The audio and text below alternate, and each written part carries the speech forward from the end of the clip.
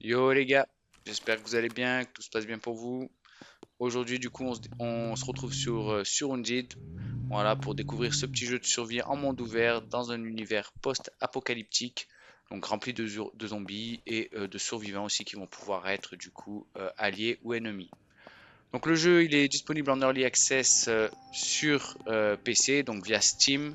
À l'heure actuelle, il est à 11,79 €. Moi, à l'époque, je l'avais payé même pas 2 euros. Si 2 euros et quelques, excusez-moi. Donc aujourd'hui, on va voir ensemble un petit peu son concept, son gameplay, ses forces, ses limites et ce qui est prévu pour la suite. Bon, alors déjà en ce qui concerne ben, du coup l'univers du jeu, donc ben, un petit peu comme tous les jeux de survie, j'ai envie de dire, hein, dans Surrounded, le monde s'est effondré après une épidémie. Donc on incarne un survivant qui est lâché en pleine nature avec des villes abandonnées. Voilà, c'est une ambiance quand même un petit peu sombre, assez réaliste malgré les graphismes polygonales, avec un cycle jour-nuit, une météo dynamique qui influence ben, la visibilité et la difficulté du coup. Donc maintenant, bah écoutez, on va parler du gameplay et des mécaniques principales, on va dire. Voilà, mais avant ça, il y a quelque chose que j'apprécie dans le jeu, c'est que déjà quand vous allez créer votre personnage, juste derrière, vous allez pouvoir en fait tout régler. Donc quand je dis vraiment tout régler, c'est est-ce qu'on va pouvoir mettre un sac dans un sac? Est-ce que quand je vais déconnecter, les ennemis vont repop ainsi que les loots? Voilà, vraiment toutes les difficultés. Je vais vous montrer un petit peu à l'écran les settings. Il y a beaucoup de choses. Bon, et j'ai oublié de préciser aussi que le jeu malheureusement n'est pas encore traduit en français. Mais honnêtement, moi je suis pas du tout fan de l'anglais et franchement ça m'a pas posé problème quoi dans ce jeu. Du coup, vous êtes lâché en plein milieu, enfin en plein milieu non, mais à quelque part sur la map. Vous savez pas exactement où vous êtes et du coup, ben, il va falloir survivre. Donc c'est un monde ouvert, pas de scénario imposé. Du coup, pour vous repérer, je vais quand même vous donner un petit tips. À la base, il faut le GPS, mais il y a quand même un petit bug. Donc quand vous allez visiter un endroit, vous allez le voir apparaître sur la map, donc vous saurez à peu près où vous êtes. Donc le principe hein, va être comme tous les jeux de survie, il va falloir faire attention à sa jauge de faim, de soif et de radiation. Pour remplir la jauge de faim, il faut manger, hein, bien sûr. Donc ça, on va pouvoir trouver soit en les lootant, donc soit en lootant de la nourriture, donc des boîtes de conserve, etc. Ou soit en chassant des animaux. Donc vous pouvez tuer certains animaux, des loups, des ours, des cerfs, etc. Et récolter la viande que vous allez pouvoir cuire. Ou vous allez pouvoir pêcher, qui est quand même la meilleure des solutions. La pêche, c'est vraiment la meilleure des solutions parce que vous allez pouvoir déjà acheter la canne à pêche à la safe zone. Donc il suffira de looter un petit peu pour revendre et acheter cette canne à pêche. Ensuite, vous allez pêcher du poisson. Donc ça va vous nourrir. Il y a trois types de poissons. Donc le petit, le moyen, le gros en gros. Et du coup, vous allez pouvoir vous nourrir avec. Et si vous les cuisez pour les vendre, ça rapporte un max de thunes aussi. Donc c'est un peu long. Je trouve quand même que c'est un peu cheaté. Ils auraient pu rajouter que ça soit encore un peu plus long, je trouve, pour qu'on évite de farmer comme ça. Mais en tout cas, pour les premières fois, suivant la difficulté à laquelle vous commencez le jeu, vraiment, ça peut être une très bonne astuce de départ en tout cas. Au niveau du combat, vous allez avoir deux types de combats, le combat de mêlée et les armes à feu. Au niveau des armes à feu, ben, vous êtes limité en balles par rapport à ce que vous trouvez. Là aussi, ça va dépendre de la difficulté et de vos réglages. Vous allez pouvoir crafter ces balles aussi. Et il va falloir faire attention aussi si vous n'avez pas de silencieux. Voilà, ça va attirer ben, tous les zombies autour. Donc il faudra faire attention à ça aussi. Il va y avoir un système aussi de véhicules. Donc il y a 5 ou 6 véhicules différents que vous allez pouvoir trouver, réparer et entretenir. Donc vous avez la jauge effectivement de l'entretien et la jauge d'essence tout simplement. Ça va aussi pouvoir servir, vous allez pouvoir vous servir du coffre et tout ça. On va avoir de la construction aussi, donc soit on va pouvoir aménager du coup des endroits abandonnés ou construire son propre petit camp avec des palissades, etc. Au niveau du système de progression, donc on a un arbre de compétences avec des talents qu'on va pouvoir améliorer pour gagner quelques skills en combat, exploration, craft.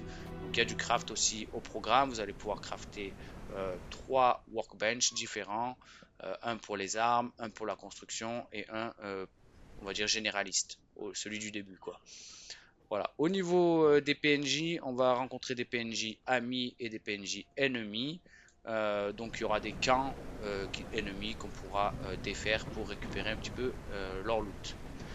Au niveau des PNJ amis, à part à la save zone et pour s'en servir, on va dire un petit peu pour faire le commerce et tout ça, il n'y a pas vraiment de quêtes et de choses comme ça avec eux à l'heure actuelle. Voilà, donc comme vous pouvez le voir à l'écran, je suis à la save zone. Donc voilà, donc on profite pour vendre. Donc comme vous voyez, il y a pas mal d'items. Donc il y a des items qui vont vraiment servir juste à vendre. Il y a d'autres items qui vont servir au craft, etc. etc. Donc j'ai pas abordé aussi les zones de loot. Donc il va y avoir soit des bâtiments en fait on va dire uniques, soit des villes où il y aura un boss et un coffre top tier à looter. Il y aura aussi des zones irradiées. Justement, tout à l'heure, je vous ai parlé de votre radiation, de votre jauge de radiation. Donc c'est là qu'il faut faire attention par rapport à ça aux zones irradiées. Donc il faudra y aller avec un masque à gaz. Et ce masque à gaz devrait être muni du coup d'un filtre. Et c'est pareil aussi pour par exemple les lampes de poche. Il faudra qu'elles ont une pile et bien sûr il y a un pourcentage de batterie à chaque fois.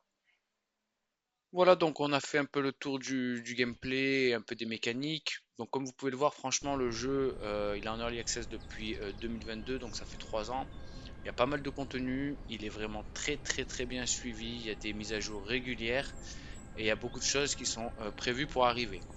En ce qui concerne donc la feuille de route, la roadmap, les développeurs ont prévu pas mal de nouveautés. Donc la plus grosse des nouveautés, ça serait un mode multijoueur, excusez-moi, entièrement géré du coup, par la communauté. Des quêtes, des missions, un système de chasse à l'homme, plus de personnalisation pour les armes et les véhicules, nouvelles cartes, nouvelles zones à explorer. Voilà, franchement, ils prévoient pas mal de choses et je pense que ça va être très intéressant.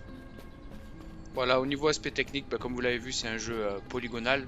Donc l'avantage, c'est qu'il ne demande pas une grosse config. Avec un i5, 8 Go de RAM et une petite carte graphique, ça suffit pour le faire tourner. Donc ça, c'est pas pour ceux qui n'ont pas les moyens d'investir dans un PC haut de gamme. Au niveau des points forts et de ses limites, donc j'ai noté quelques points forts. Donc le premier, ça va être l'ambiance immersive. Beaucoup de liberté, qui peut être aussi un point faible. Véhicules et constructions qui rajoutent de la profondeur. Et aussi le prix pour un early access et par rapport au contenu aussi. Maintenant, au niveau de ses limites, il y a quelques bugs et optimisations à faire qui pourraient être faits. Un peu de répétition dans les phases de loot, parce que comme il n'y a pas d'aspect narratif, du coup c'est dans les points faibles d'ailleurs. Le dernier, c'est l'aspect narratif qu'il n'y a pas. Et ça, le contenu scénarisé, il est censé arriver plus tard. Alors en conclusion, est-ce que sur Undead vaut le coup? Alors pour moi, clairement oui. Si vous aimez les jeux de survie, que les graphismes polygonales ne vous dérangent pas, franchement, pour le prix, il y a déjà beaucoup de contenu. Voilà, après attention, ça reste un early access, c'est pas encore fini et il faut beaucoup aimer l'aspect bac à sable parce que comme on a dit dans les points négatifs, il n'y a pas de narration. Donc voilà, c'est un peu répétitif dans les phases de loot et il faut donc attendre un petit peu les futures mises à jour. Pour conclure la vidéo, voilà, j'espère que cette découverte de Sonjit vous a plu. Dites-moi en commentaire si vous aimeriez que je fasse une série dessus, donc un let's play, ou si vous préférez que je teste d'autres jeux de survie, ou peut-être même d'autres jeux carrément. N'oubliez pas s'il vous plaît de liker, de vous abonner si ça vous a plu, et à très vite pour une nouvelle vidéo.